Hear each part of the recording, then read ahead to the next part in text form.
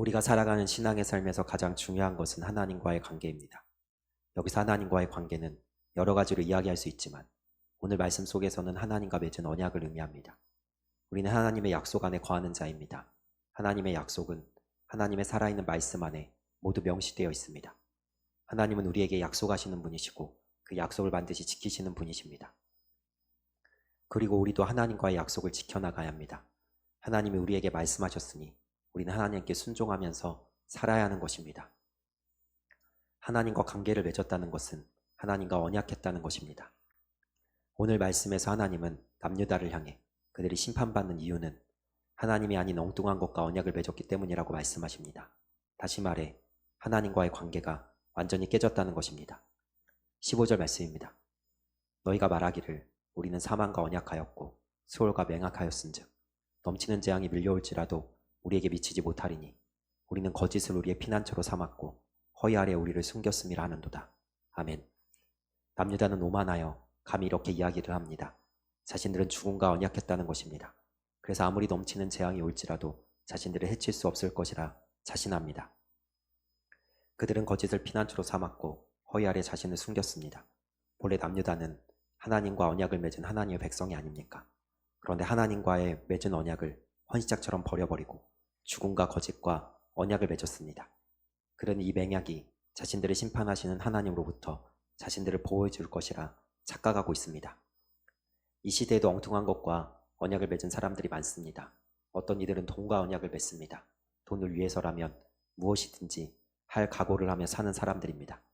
어제 말씀에서도 나누었듯이 어떤 이들은 자신이 가진 신념이나 지식과 언약을 맺었습니다.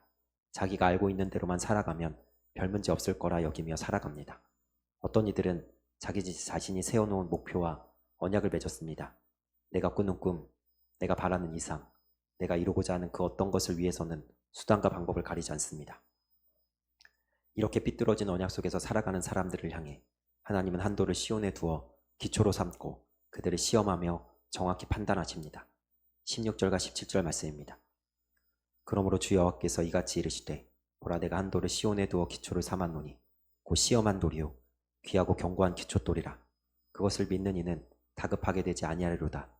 나는 정의를 측량줄로 삼고 공의를 저울줄로 삼느니 우박이 거짓의 피난처를 소탕하며 물이 그 숨는 곳에서 넘칠 것인즉. 아멘. 하나님과의 언약을 잊어버린 채 어긋난 삶을 살아가는 하나님의 백성 남유다를 바로잡으시는 하나님의 방법은 한도를 두는 것입니다. 그것이 모든 것을 바로잡을 것입니다. 여기서 이 돌은 누구를 의미합니까? 우리 주 예수 그리스도를 의미합니다. 이 돌이 하는 일은 간단합니다. 예수님이 내 인생의 주인이 되는 것을 인정하는 자들에게는 주춧돌이 되어서 그들의 삶을 말씀 위에 든든하게 세워가십니다. 그러나 예수님을 주님으로 인정하지 않는 자들에게는 그들을 심판하시고 산산조각 나게 하십니다. 주님이 우리를 위해 이 땅에 오셔서 하신 일이 무엇입니까? 주님은 강한 자에게 강하고 약한 자에게 약하셨습니다. 주님을 거부하는 종교 지도자를 향해서는 독서를 퍼부으셨지만 주님에게로 나와서 치유와 회복을 강구하는 자들은 한없이 따스하게 품어주셨습니다.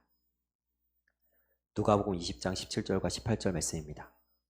그들을 보시며 이르시되 그러면 기록된 바 건축자들의 버린 돌이 모퉁이의 머릿돌이 되었느니라 하며 어찌미냐. 무릇 이 돌 위에 떨어지는 자는 깨어지겠고 이 돌이 사람 위에 떨어지면 그를 가루로 만들어 흩으리라 하시니라. 아멘. 오만한 이스라엘은 하나님과의 언약을 버렸습니다. 예수님 당시의 종교 지도자들은 주님을 십자가에 못 박아 버렸습니다. 하지만 하나님은 그렇게 버려진 우리 주님을 우리 모두를 위한 교회의 기초돌로 삼으셨습니다.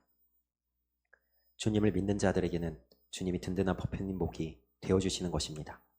이것이 우리 주님의 강력한 이중성입니다. 주님이 기준입니다. 주님 때문에 믿는 자는 천국 가고 믿지 않는 자들은 지옥에 갑니다.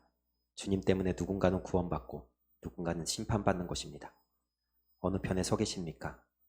우리는 하나님과 언약을 맺은 하나님의 사람들입니다. 세상에 휩쓸려 이 세대가 흘러가는 대로 살아갈 자가 아니라 오직 기준이 되는 하나님의 말씀을 붙들고 그 말씀에 순종하며 살아가야 합니다. 우리는 하나님과 관계 맺은 하나님의 자녀들입니다.